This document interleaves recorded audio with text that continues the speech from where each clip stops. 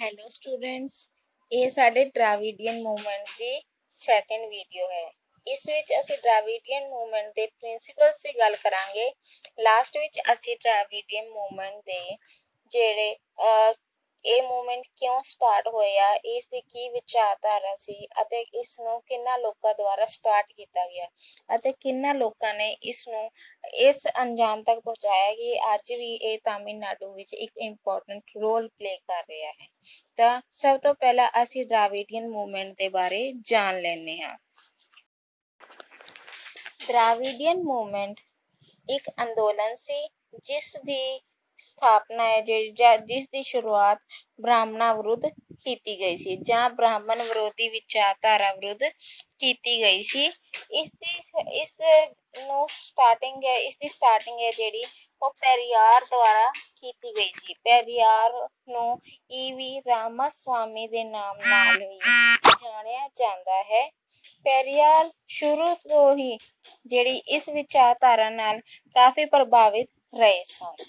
ਆਪ ਦੀ ਇਸ ਵਿਚਾਰਧਾਰਾ ਨਾਲ ਜੁੜਨ ਸੰਬੰਧੀ ਕਈ ਘਟਨਾਵਾਂ ਨੇ ਆਪ ਨੂੰ ਪ੍ਰਭਾਵਿਤ ਕੀਤਾ।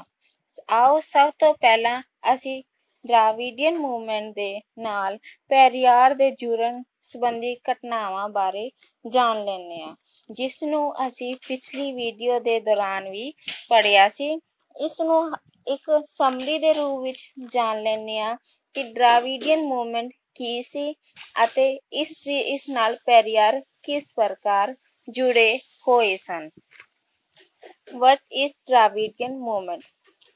ਜੇਕਰ E.N. ਰਾਮਾਸਵਾਮੀ ਦੇ ਅਕੋਰਡਿੰਗ ਮੰਨਿਆ ਜਾਵੇ ਤਾਂ ਗੈਰ ਬ੍ਰਾਹਮਣਾਂ ਨੇ ਦ੍ਰਾਵਿੜ ਜਿਹੜਾ ਮੰਨਿਆ ਜਾਂਦਾ ਹੈ। ਇਸ ਅੰਦੋਲਨ ਦੀ ਸ਼ੁਰੂਆਤ ਛੂਤ-ਛਾਤ, ਅਸਮਾਨਤਾ, ਧਾਰਮਿਕ ਵਿਸ਼ਵਾਸ, ਬ੍ਰਹਮਵਾਦੀ ਸੋਚ ਅਤੇ ਹਿੰਦੂ ਕੁਰੀਤੀਆਂ ਦੇ ਵਿਰੋਧ ਕਾਰਨ ਹੋਇਆ ਸੀ। ਅੱਜ ਵੀ ਇਸ ਅੰਦੋਲਨ ਨਾਲ ਜੁੜੇ ਨੇਤਾ ਆਪਣੇ ਨਾਂ ਦੇ ਨਾਲ ਆਪਣੀ ਜਾਤੀ ਦਾ ਟਾਈਟਲ ਜਾਂ ਜਾਤੀ ਸੂਚਕ ਨਹੀਂ ਲਗਾਉਂਦੇ ਸਨ, ਕਿਉਂਕਿ ਉਹ ਗੈਰ ਬ੍ਰਾਹਮਣਵਾਦੀ ਸੋਚ ਨੂੰ ਅਪਣਾਏ ਹੋਏ ਸਨ, ਜਿਸ ਕਾਰਨ ਉਹਨਾਂ ਨੇ ਹਿੰਦੂ ਧਰਮ ਅਤੇ ਬ੍ਰਹਮਵਾਦੀ ਪਰੰਪਰਾ ਵਿੱਚੋਂ ਆਪਣਾ ਜਿਹੜਾ ਵਿਸ਼ਵਾਸ ਨਹੀਂ ਰੱਖਿਆ। ਇਸੇ ਕਰਕੇ ਤਾਮਿਲਨਾਡੂ ਦੇ ਪਹਿਲੇ ਦ੍ਰਾਵਿੜ ਮੁੱਖ ਮੰਤਰੀ ਅਰੁਣਾਦਈ ਤੋਂ ਲੈ ਕੇ ਕਰੁਣਾਨਿਧੀ ਤੱਕ ਦੇ ਜਿੰਨੇ ਵੀ CM ਰਹੇ ਨੇ, ਉਹ ਇਸ ਵਿਚਾਰਧਾਰਾ ਨਾਲ ਜੁੜੇ ਅਤੇ ਉਹਨਾਂ ਨੇ ਆਪਣਾ ਦਾਹ ਸੰਸਕਾਰ ਕਰਨ ਦੀ ਬਜਾਏ ਜਿਹੜਾ ਦਫਨਾਇਆ। ਆਓ ਸਟੂਡੈਂਟਸ, ਸਭ ਤੋਂ ਪਹਿਲਾਂ E.V. ਰਾਮਾਸਵਾਮੀ ਭਾਵ ਪੈਰੀਆਰ ਦੇ ਇਸ ਮੂਵਮੈਂਟ ਸੰਬੰਧੀ ਜੁੜਨ ਦੀ ਘਟਨਾਵਾਂ ਬਾਰੇ ਜਾਣ ਲੈਂਦੇ ਹਾਂ। ਆਓ ਸਭ ਤੋਂ ਪਹਿਲਾਂ E.V. ਰਾਮਾਸਵਾਮੀ ਦੇ ਅਕੋਰਡਿੰਗ ਮੰਨਿਆ ਜਾਵੇ ਤਾਂ ਗੈਰ ਬ੍ਰਾਹਮਣਾਂ ਨੂੰ ਦ੍ਰਾਵਿੜ ਮੰਨਿਆ ਜਾਂਦਾ ਸੀ। ਉਹਨਾਂ ਦੇ ਅਕੋਰਡਿੰਗ ਸਾਲ 1924 ਵਿੱਚ ਕੀ ਹੋਇਆ ਕਿ ਤ੍ਰਾਵਕੋਣ ਦੇ ਰਾਜਾ ਦੇ ਮੰਦਰ ਵਿੱਚ ਕੁਝ ਗੈਰ ਬ੍ਰਾਹਮਣਾਂ ਨੂੰ ਜਾਣ ਤੋਂ ਰੋਕ ਦਿੱਤਾ ਅਤੇ ਇਸੇ ਪ੍ਰਕਾਰ ਜਿਹੜਾ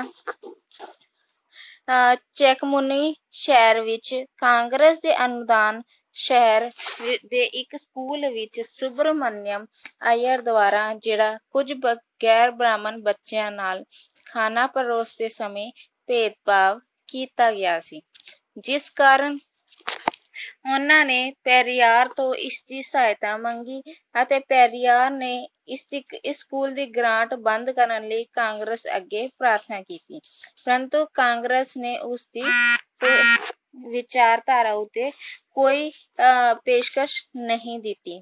ਇਸੇ ਪ੍ਰਕਾਰ ਸੁਬਰਮਨਿਅਮ ਅਈਅਰ ਨੂੰ ਵੀ ਅਜਿਹਾ ਕਰਨ ਤੋਂ ਰੋਕਿਆ, ਪਰੰਤੂ ਸੁਬਰਮਨਿਅਮ ਅਈਅਰ ਨੇ ਇਸ ਸੰਬੰਧੀ ਕੋਈ ਆਪਣੇ ਵਿਚਾਰ ਪੇਸ਼ ਨਹੀਂ ਕੀਤੇ ਅਤੇ ਉਹਨਾਂ ਦੀ ਜਿਹੜੀ ਗੱਲ ਮੰਨਣ ਤੋਂ ਇਨਕਾਰ ਕਰ ਦਿੱਤਾ ਅਤੇ ਪੈਰੀਆਰ ਦੇ ਇਸ ਘਟਨਾ ਨਾਲ ਜਦੋਂ ਇਹ ਘਟਨਾ ਵਾਪਰੀ ਤਾਂ ਪੈਰੀਆਰ ਕਾਫੀ ਪ੍ਰਭਾਵਿਤ ਹੋਏ ਅਤੇ ਉਹਨਾਂ ਨੇ ਕਾਂਗਰਸ ਤੋਂ ਅਸਤੀਫਾ ਦੇ ਦਿੱਤਾ ਅਤੇ ਇਸ ਆਤਮ ਸਨਮਾਨ ਅੰਦੋਲਨ ਵਿੱਚ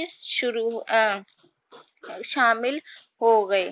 ਪੈਰੀਆਰ ਦੇ ਇਸ ਆਤਮ ਸਨਮਾਨ ਅੰਦੋਲਨ ਨੂੰ ਅੱਜ ਡਰਾਵਿਡ ਮੂਵਮੈਂਟ ਦੇ ਰੂਪ ਵਿੱਚ ਵੀ ਜਾਣਿਆ ਜਾਂਦਾ ਹੈ। ਆਓ ਹੁਣ ਅਸੀਂ ਇਸ ਦੇ ਪ੍ਰਿੰਸੀਪਲਸ ਦੀ ਗੱਲ ਕਰਦੇ ਹਾਂ। ਸਭ ਤੋਂ ਪਹਿਲਾਂ ਹੈ ਲੋਕਾਂ ਵਿੱਚ ਕਿਸੇ ਪ੍ਰਕਾਰ ਦੀ ਸਮਾਨਤਾ ਨਹੀਂ ਹੋਣੀ। ਜਦੋਂ ਲੋਕਾਂ ਵਿੱਚ ਇੱਕ ਦੂਜੇ ਦੇ ਪ੍ਰਤੀ ਭੇਦਭਾਵ, ਅਸਮਾਨਤਾ, ਇੱਕ ਦੂਜੇ ਦੀ ਇਕੁਐਲਿਟੀ ਦੇ ਸੰਬੰਧੀ ਜਦੋਂ ਭੇਦਭਾਵ ਕੀਤਾ ਜਾਂਦਾ ਹੈ ਤਾਂ ਗੈਰ ਬ੍ਰਾਹਮਣਾਂ ਵੱਲੋਂ ਇਹ ਵਿਚਾਰਧਾਰਾ ਅਪਣਾਈ ਗਈ ਕਿ ਸਭ ਤੋਂ ਪਹਿਲਾਂ ਕਿਸੇ ਵੀ ਤਰ੍ਹਾਂ ਦੀ ਕਿਸੇ ਵੀ ਵਿਅਕਤੀ ਨਾਲ ਅਸਮਾਨਤਾ ਨਹੀਂ ਕੀਤੀ ਜਾਵੇਗੀ।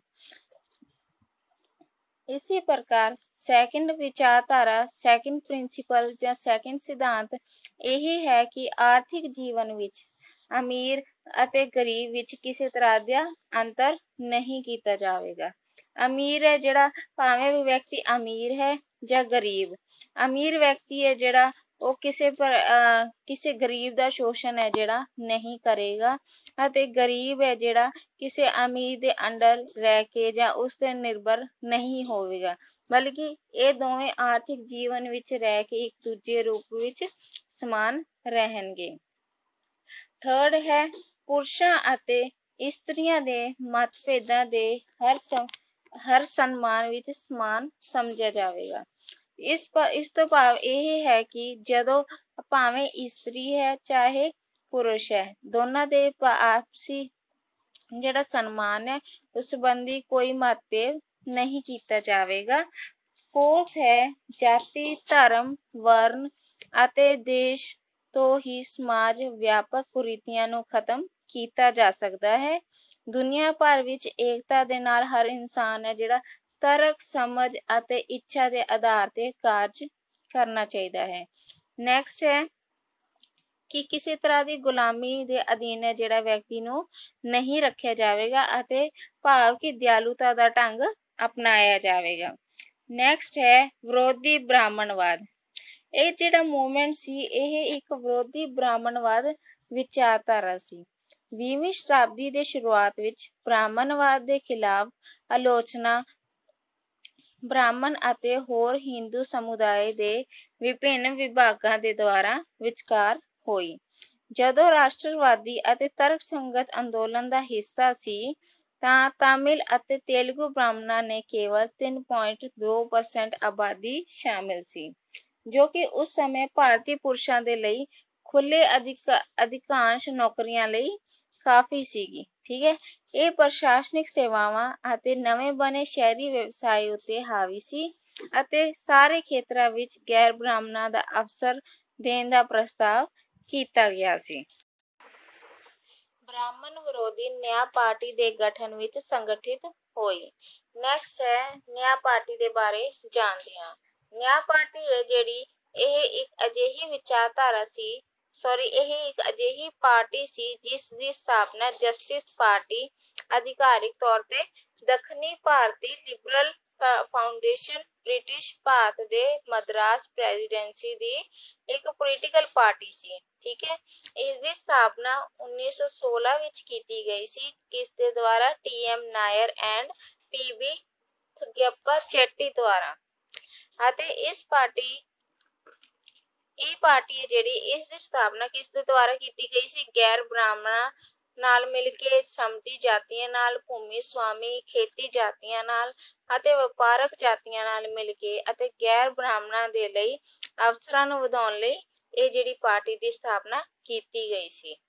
ਇਸ ਨੇ 5 ਵਿੱਚੋਂ 4 ਅਦਾਲਤਾਂ ਦਾ ਗਠਨ ਕੀਤਾ ਸੀ ਅਤੇ 1920 ਤੋਂ 13 ਸਾਲਾਂ ਤੱਕ ਸੱਤਾ ਵਿੱਚ ਰਹੀ ਸੀ। ਜਸਟਿਸ ਪਾਰਟੀ ਹੈ ਜਿਹੜੀ ਇਹ ਭਾਰਤੀ ਰਾਸ਼ਟਰੀ ਕਾਂਗਰਸ ਦੁਆਰਾ ਇਸ ਨੂੰ ਜਿਹੜਾ ਡਾਲਟੀ ਨੇਤਾ ਰਾਜਨੀਤਿਕ ਪਾਰਟੀ ਪੁਥੀਆ ਤਮਿਲਰਾਮ ਦੇ ਸੰਸਥਾਪਕ ਡਾਕਟਰ ਕ੍ਰਿਸ਼ਨ ਸਵਾਮੀ ਮੰਨਦੇ ਹਨ ਕਿ ਬ੍ਰਾਹਮਣ ਵਿਰੋਧੀ ਅੰਦੋਲਨ ਉਮੀਦਾਂ ਤੇ ਖਰਾ ਨਹੀਂ ਉਤਰਿਆ ਹੈ। ਕਿਉਂਕਿ ਦਲਿਤਾਂ ਦਾ ਉਹਨਾਂ ਜਿਹੜਾ ਭੇਦਭਾਵ ਉਸ ਸਮੇਂ ਸੀ ਉਹਨਾਂ ਅੱਜ ਵੀ ਜਾਰੀ ਹੈ। ਨੈਕਸਟ ਇਸੇ ਦਾ ਇੱਕ ਪੁਆਇੰਟ ਹੋਰ ਹੈ ਕਿ ਇਸ ਅੰਦੋਲਨ ਦੇ ਅੰਦਰ ਕੀ ਸ਼ੁਰੂ ਹੋਇਆ ਸੀ। ਇੱਕ ਬ੍ਰਾਹਮਣ ਵਿਰੋਧੀ ਵਿਚਾਰਧਾਰਾ ਸ਼ੁਰੂ ਹੋਈ ਸੀ। ਨੈਕਸਟ ਸੀਗਾ ਵੀ ਜਿਹੜੀ ਜਸਟਿਸ ਪਾਰਟੀ ਬਣਾਈ ਗਈ ਸੀ ਅਤੇ ਇੱਕ ਹੋਰ ਅੰਦੋਲਨ ਇਸ ਦੇ ਅੰਡਰ ਸ਼ੁਰੂ ਹੋਇਆ ਸੀ, ਉਹ ਸੀ ਸਵੈ ਵਿਆਹ ਅੰਦੋਲਨ। ਆਤਮ ਸਨਮਾਨ ਅੰਦੋਲਨ ਦੇ ਮਾਧਿਅਮ ਸ਼ੁਰੂ ਕੀਤਾ ਗਿਆ ਪ੍ਰਮੁੱਖ ਸਮਾਜ ਸ਼ਾਸਤਰੀ ਪਰਿਵਰਤਨਾਂ ਵਿੱਚੋਂ ਇੱਕ ਸੀ, ਜਿਸ ਵਿੱਚ ਕੀ ਕੀਤਾ ਜਾਂਦਾ ਸੀ ਕਿ ਬਿਨਾਂ ਕਿਸੇ ਵਿਆਹ ਦੇ ਜਾਂ ਬਿਨਾਂ ਕਿਸੇ ਪੁਜਾਰੀ ਦੇ, ਬਿਨਾਂ ਕਿਸੇ ਬ੍ਰਾਹਮਣ ਦੇ ਵਿਆਹ ਕੀਤਾ ਜਾਂਦਾ ਸੀ। ਪੈਰੀਆਰ ਨੇ ਤਤਕਾਲੀਨ ਪਰੰਪਰਿਕ ਵਿਆਹਾਂ ਨੂੰ ਸਿਰਫ ਵਿਧੀ ਵਿਵਸਥਾ ਮੰਨਿਆ ਹੈ। ਉਹਨਾਂ ਦੇ ਅਕੋਰਡਿੰਗ ਅਕਸਰ ਦਹੇਜ ਦੇ ਮਾਧਿਅਮ ਤੋਂ ਵੱਡੇ ਕਰਜ਼ ਦਾ ਕਾਰਨ ਬਣਦੇ ਦੇਖ। ਦ੍ਰਾਵਿੜ ਅੰਦੋਲਨ ਰਾਹੀਂ ਅਸੀਂ ਵੇਖਿਆ ਕਿ ਅੰਤਰਜਾਤੀ ਵਿਆਹਾਂ ਨੂੰ ਪ੍ਰੋਤਸਾਹਿਤ ਕੀਤਾ ਗਿਆ। ਪ੍ਰੇਮ ਵਿਵਾਹਾਂ ਨੂੰ ਵਿਵਸਥਿਤ ਕਰਕੇ ਵਿਆਹ ਨੂੰ ਪ੍ਰਸਥਾਪਿਤ ਕੀਤਾ ਗਿਆ, ਜੋ ਕਿ ਜਾਤੀ ਦੁਆਰਾ ਵਿਵਸਥਿਤ ਨਹੀਂ ਸੀ, ਯਾਨੀ ਕਿ ਜਾਤੀ ਦੁਆਰਾ ਮੰਨਿਆ ਨਹੀਂ ਜਾਂਦਾ ਸੀ। ਨੈਕਸਟ ਹੈ ਤਾਮਿਲਨਾਡੂ ਬ੍ਰਾਹਮਣ ਪੁਜਾਰੀਆਂ ਦੇ ਬਿਨਾਂ ਆਯੋਜਿਤ ਹਿੰਦੂ ਵਿਆਹ ਨੂੰ ਵੈਧ ਬਣਾਉਣ ਵਾਲਾ ਪਹਿਲਾ ਅਤੇ ਇੱਕਮਾਤਰ ਰਾਜ ਬਣ ਗਿਆ। 1967 ਦੇ ਮਦਰਾਸ ਵਿਧਾਨ ਸਭਾ ਚੋਣਾਂ ਵਿੱਚ DMK ਨੇ ਸੱਤਾ ਹਾਸਿਲ ਕਰਨ ਦੇ ਬਾਅਦ CM ਅਰੁਣਾਦਈ ਦੁਆਰਾ ਦਸਤਖਤ ਇਹ ਪਹਿਲੀ ਫਾਈਲ ਸੀ। ਇਸ ਨੂੰ ਹਿੰਦੂ ਵਿਆਹ ਅਧਿਨਿਯਮ ਦੇ ਰੂਪ ਵਿੱਚ ਲਾਗੂ ਕੀਤਾ ਗਿਆ ਸੀ। ਭਾਵ ਕਿ ਜਦੋਂ 1967 ਵਿੱਚ DMK ਪਾਰਟੀ ਦੇ CM ਅਰੁਣਾਦਈ ਜਦੋਂ CM ਬਣੇ ਤਾਂ ਉਹਨਾਂ ਦੁਆਰਾ ਦਸਤਖਤ ਕੀਤੀ ਗਈ ਇਹ ਪਹਿਲੀ ਫਾਈਲ ਸੀ, ਜਿਸ ਵਿੱਚ ਹਿੰਦੂ ਵਿਆਹ ਅਧਿਨਿਯਮ ਅਧੀਨ ਜਿਹੜਾ ਇਸ ਪ੍ਰਕਾਰ ਦੇ ਵਿਆਹ ਨੂੰ ਲਾਗੂ ਕੀਤਾ ਗਿਆ ਸੀ। 27 ਨਵੰਬਰ 1967 ਨੂੰ ਤਾਮਿਲਨਾਡੂ ਵਿਧਾਨ ਸਭਾ ਦੁਆਰਾ ਇਹ ਕਾਨੂੰਨ ਪਾਸ ਕੀਤਾ ਗਿਆ ਅਤੇ ਰਾਸ਼ਟਰਪਤੀ ਦੁਆਰਾ ਅਨੁਮੋਦਿਤ ਕੀਤਾ ਗਿਆ। 17 ਜੂਨ 1968 ਨੂੰ 20 ਜਨਵਰੀ 1968 ਨੂੰ ਰਾਜਪੱਤਰ ਵਿੱਚ ਇਹ ਅਧਿਕਾਰਿਕ ਰੂਪ ਵਿੱਚ ਘੋਸ਼ਿਤ ਕੀਤਾ ਗਿਆ। ਸਵਾਭਿਮਾਨ ਅੰਦੋਲਨ ਦੇ ਪਰਿਣਾਮ ਸਰੂਪ ਰਾਜ ਵਿੱਚ ਅੰਤਰਜਾਤੀ ਵਿਆਹ ਅਤੇ ਧਾਰਮਿਕ ਵਿਆਹ ਦੀ ਸੰਖਿਆ ਵਿੱਚ ਕਾਫੀ ਵਾਧਾ ਹੋਇਆ। ਆਓ ਸਟੂਡੈਂਟਸ, ਹੁਣ ਅਸੀਂ ਪੈਰੀਆਰ ਤੋਂ ਲੈ ਕੇ ਜਿਹੜਾ ਕਰੁਣਾਦਈ ਤੱਕ ਦੀ ਜਿੰਨੀ ਵੀ ਪੋਲਿਟਿਕਸ ਹੈ, ਜਿਹੜੀ ਦ੍ਰਾਵਿੜ ਮੂਵਮੈਂਟ ਦੇ ਅੰਡਰ ਜਿਹੜੀ ਖੇਡੀ ਗਈ ਜਾਂ ਦ੍ਰਾਵਿੜ ਮੂਵਮੈਂਟ ਹੈ ਜਿਹੜਾ ਕਿੰਨਾ ਡਿਵੈਲਪ ਹੋਇਆ, ਉਸ ਦੀ ਪੋਲਿਟਿਕਸ ਬਾਰੇ ਵਿਸਥਾਰਪੂਰਵਕ ਪੜ੍ਹਦੇ ਹਾਂ। ਸਭ ਤੋਂ ਪਹਿਲਾਂ ਅਸੀਂ ADMK ਦੇ ਗਠਨ ਬਾਰੇ ਜਾਣ ਲੈਂਦੇ ਹਾਂ। MG ਰਾਮਚੰਦਰਾ ਨੇ ਜਦੋਂ 1953 ਵਿੱਚ ਤਾਮਿਲ ਫਿਲਮ ਦੇ ਅਭਿਨੇਤਾ ਅਤੇ ਦ੍ਰਾਵਿੜ ਵਿਚਾਰਧਾਰਾ ਦੇ ਜਾਣੇ ਮਾਣੇ ਪ੍ਰਚਾਰਕ ਸੀ। ਕਾਫੀ ਫੇਮਸ ਹੋਣ ਕਾਰਨ ਉਹਨਾਂ ਦੇ ਕਈ ਪ੍ਰਚਾਰਕ ਬਣ ਗਏ ਸੀ ਅਤੇ 1969 ਵਿੱਚ ਅਰੁਣਾਦਈ ਦੀ ਮੌਤ ਤੋਂ ਬਾਅਦ ਕਰੁਣਾਨਿਧੀ ਪਲੱਸ MG ਰਾਮਚੰਦਰਾ ਵਿੱਚ ਇੱਕ ਰਾਜਨੀਤਿਕ ਝਗੜਾ ਚੱਲ ਰਿਹਾ ਸੀ। 1971 ਵਿੱਚ DMK ਦੀ ਜਿੱਤ ਦੇ ਬਾਅਦ ਪਾਰਟੀ ਕੇਡਰਾਂ ਦੇ ਵਿਚਕਾਰ ਜਿਹੜਾ MGR ਨੇ ਚਿੰਤਾ ਵਿਅਕਤ ਕੀਤੀ। ਕਰੁਣਾਦਈ ਨੇ MGR ਦੀ ਸਥਿਤੀ ਨੂੰ ਕਮਜ਼ੋਰ ਕਰਨ ਲਈ ਕਈ ਯਤਨ ਕੀਤੇ ਅਤੇ ਸਾਂਝੀ ਪਰਿਸ਼ਦ ਦੀ ਖੋਜ ਦੀ ਬੇਨਤੀ ਕੀਤੀ। ਹਾਲਾਂਕਿ MGR ਨੇ DMK ਦੇ ਵਿਚਕਾਰ ਸਥਿਰ ਕ੍ਰਮ ਦੇ ਨੇਤਾਵਾਂ ਦਾ ਸਮਰਥਨ ਖੋ ਦਿੱਤਾ ਸੀ। ਆਪ ਨੇ ਪਾਰਟੀ ਦੇ ਕੁਝ ਪ੍ਰਸ਼ੰਸਕਾਂ ਅਤੇ ਨਿਚਲੇ ਕੈਡਰਾਂ ਦੀ ਸਹਾਇਤਾ ਨਾਲ AIADMK ਰਾਹੀਂ ਆਪਣੀ ਨਾਂ ਦੀ ਪਾਰਟੀ ਦੀ ਸਥਾਪਨਾ ਕੀਤੀ। ਅਰੁਣਾਦਈ ਦੀ ਮੌਤ ਤੋਂ ਬਾਅਦ ਇਹ ਦੋਵੇਂ ਦਲ ਆਪਸ ਵਿੱਚ ਕੱਟੜ ਵਿਰੋਧੀ ਬਣ ਗਏ ਸਨ। ਹੁਣ ਤੱਕ ਇਹਨਾਂ ਦੋਹਾਂ ਪਾਰਟੀਆਂ ਕੋਲ ਸਭ ਤੋਂ ਜ਼ਿਆਦਾ ਵੋਟ ਸਨ। ਇਸ ਪ੍ਰਕਾਰ 1944 ਵਿੱਚ ਪੈਰੀਆਰ ਨੇ ਆਪਣੇ ਇਸ ਅੰਦੋਲਨ ਦੀ ਸ਼ੁਰੂਆਤ 1916 ਵਿੱਚ ਗੈਰ ਬ੍ਰਾਹਮਣ ਸੰਗਠਨ ਦ੍ਰਾਵਿੜ ਕਜਰਾਮ ਦਾ ਗਠਨ ਕੀਤਾ। ਜਦੋਂ ਪੈਰੀਆਰ ਦੇ ਦੁਆਰਾ ਦ੍ਰਾਵਿੜ ਕਜਰਾਮ ਦਾ ਗਠਨ ਕੀਤਾ ਗਿਆ ਤਾਂ ਆਫਟਰ 5 years ਪੈਰੀਆਰ ਦੇ ਬੇਹੱਦ ਕਰੀਬੀ ਅਰੁਣਾਦਈ ਨੇ DMK ਦਾ ਗਠਨ ਕੀਤਾ। ਆਫਟਰ 1969 ਕਰੁਣਾਦਈ ਨੇ AIADMK ਪਾਰਟੀ ਦੀ ਸਥਾਪਨਾ ਕੀਤੀ। ਫਿਲਮਾਂ ਤੇ ਆਪਣੀ ਪੁਸਤਕਾਂ ਰਾਹੀਂ AIA ਪਾਰਟੀ ਦੀ DMK ਪਾਰਟੀ ਦੀ ਫਿਲਾਸਫੀ ਨੂੰ ਲੋਕਾਂ ਤੱਕ ਪਹੁੰਚਾਇਆ ਅਤੇ ਲੋਕਾਂ ਨੂੰ ਇਸ ਵਿਚਾਰਧਾਰਾ ਨਾਲ ਪ੍ਰਭਾਵਿਤ ਕੀਤਾ। ਦੂਸਰੀ ਤਰਫ MGR ਨੇ ਆਪਣੀ ਕਰੁਣਾਨਿਧੀ ਨਾਲ ਮਿਲ ਕੇ ਕਈ ਕੰਮ ਕੀਤੇ, ਪਰੰਤੂ ਕੁਝ ਸਮੇਂ ਬਾਅਦ MGR ਪਲਸ ਕਰੁਣਾਨਿਧੀ ਵਿਚਕਾਰ ਕੀ ਹੈ ਡਿਬੇਟ ਹੋ ਜਾਂਦਾ ਹੈ ਅਤੇ MGR ਕਰੁਣਾਨਿਧੀ ਤੇ ਭ੍ਰਿਸ਼ਟ ਹੋਣ ਦਾ ਆਰੋਪ ਲਗਾਉਂਦੇ ਹਨ। ਇੱਥੋਂ ਹੀ AIA-DMK ਪਾਰਟੀ ਦੀ ਨੀਂਹ ਰੱਖੀ ਗਈ। MGR ਦੀ ਲੋਕਪ੍ਰਿਯਤਾ ਇੰਨੀ ਵਧੀ ਕਿ ਇਸ ਅਧੀਨ 13 ਸਾਲ ਤੱਕ ਕਰੁਣਾਨਿਧੀ CM ਨਹੀਂ ਬਣ ਸਕੇ। ਦੂਜੀ ਤਰਫ MGR ਨੇ ਵੀ ਉਸ ਸਮੇਂ ਦੀ ਅਭਿਨੇਤਾ ਜੈ ਲਲਿਤਾ ਨੂੰ ਆਪਣੀ ਪੋਲਿਟਿਕਸ ਵਿੱਚ ਲੈ ਲਿਆ ਅਤੇ 1988 ਵਿੱਚ MGR ਦੀ ਜਿਹੜੀ ਪਾਰਟੀ ਸੀ ਉਹ 2 ਪਾਰਟਸ ਵਿੱਚ ਡਿਵਾਈਡ ਹੋ ਗਈ। ਫਸਟ ਜਿਹੜੀ ਜੈ ਲਲਿਤਾ ਕੋਲੇ ਸੀ ਅਤੇ ਸੈਕਿੰਡ ਉਹਨਾਂ ਦੀ ਪਤਨੀ ਜਾਨਕੀ ਇਸ ਦੀ ਅਗਵਾਈ ਕਰ ਰਹੀਆਂ ਸਨ। 1991 ਦੀ ਚੋਣਾਂ ਵਿੱਚ ਪਾਰਟੀ ਨੇ ਭਾਰਤੀ ਜਿੱਤ ਹਾਸਿਲ ਕਰ CM ਬਣੀ ਸੀ ਅਤੇ ਆਫਟਰ DMK ਜਿਹੜੀ ਉਹ ਹੋਰ ਜ਼ਿਆਦਾ ਕਮਜ਼ੋਰ ਹੋ ਗਈ। ਜਦੋਂ ਇਸ ਪਾਰਟੀ ਵਿੱਚ ਫੁੱਟ ਪੈ ਗਈ ਪਰ ਕਰੁਣਾਨਿਧੀ ਵਾਲਾ DMK ਆਪਣਾ ਪ੍ਰਭਾਵ ਸਥਾਪਿਤ ਕਰਨ ਵਿੱਚ ਸਫਲ ਹੋ ਗਿਆ। 1996 ਵਿੱਚ DMK ਨੇ ਲੋਕਾਂ ਦੀ 17 ਸੀਟਾਂ ਉੱਤੇ ਜਿੱਤ ਪ੍ਰਾਪਤ ਕੀਤੀ ਅਤੇ ਆਪ ਨੇ 172 ਸੀਟਾਂ ਉੱਤੇ ਜਿੱਤ ਪ੍ਰਾਪਤ ਕਰ ਸਰਕਾਰ ਬਣਾਈ ਸੀ। ਦੂਸਰੀ ਤਰਫ 1998 ਦੀਆਂ ਚੋਣਾਂ ਵਿੱਚ DMK ਨੇ ਕੇਵਲ 6 ਹੀ ਸੀਟਾਂ ਪ੍ਰਾਪਤ ਕੀਤੀਆਂ ਸੀ, ਜਦਕਿ ਇਸ ਵਿਰੋਧੀ AIA-DMK ਨੂੰ 18 ਸੀਟਸ ਮਿਲੀਆਂ ਸਨ। DMK ਦੀ ਇਸ ਸਥਿਤੀ ਵਿੱਚ ਇੱਕ ਵਾਰ ਫੇਰ ਕਮਜ਼ੋਰ ਪੈ ਗਈ ਅਤੇ 1999 ਦੀਆਂ ਚੋਣਾਂ ਵਿੱਚ ਵੇਖੀਏ ਤਾਂ DMK ਨੇ ਆਪਣੀ ਸਥਿਤੀ ਮੁੜ ਪਾਵਰਫੁਲ ਬਣਾ ਲਈ ਅਤੇ ਇਹ ਚੋਣਾਂ ਵਿੱਚ DMK BJP ਗਠਬੰਧਨ ਰਾਹੀਂ ਲੜੇ ਅਤੇ ਲੋਕ ਸਭਾ ਦੀ 12 ਸੀਟਾਂ ਉੱਤੇ ਜਿੱਤ ਪ੍ਰਾਪਤ ਕੀਤੀ। ਇਸ ਅਧੀਨ AIA-DMK ਤੋਂ ਆਪਣੇ ਸੰਬੰਧ ਤੋੜ ਲਏ। 2001 ਵਿੱਚ ਵੇਖੀਏ ਤਾਂ AIA-DMK ਨੇ TMC, PMK ਐਂਡ ਕਾਂਗਰਸ ਅਤੇ ਕੁਝ ਹੋਰ ਵਾਮਪੰਥੀ ਦਲਾਂ ਨਾਲ ਮਿਲ ਕੇ ਗਠਬੰਧਨ ਬਣਾ ਲਿਆ ਅਤੇ ਤਾਮਿਲਨਾਡੂ ਵਿਧਾਨ ਸਭਾ ਦੀਆਂ ਚੋਣਾਂ ਲੜੀਆਂ, ਜਿਸ ਅਧੀਨ 234 ਸੀਟਾਂ ਵਿੱਚੋਂ 198 ਸੀਟਾਂ ਉੱਤੇ ਭਾਰੀ ਜਿੱਤ ਪ੍ਰਾਪਤ ਕੀਤੀ।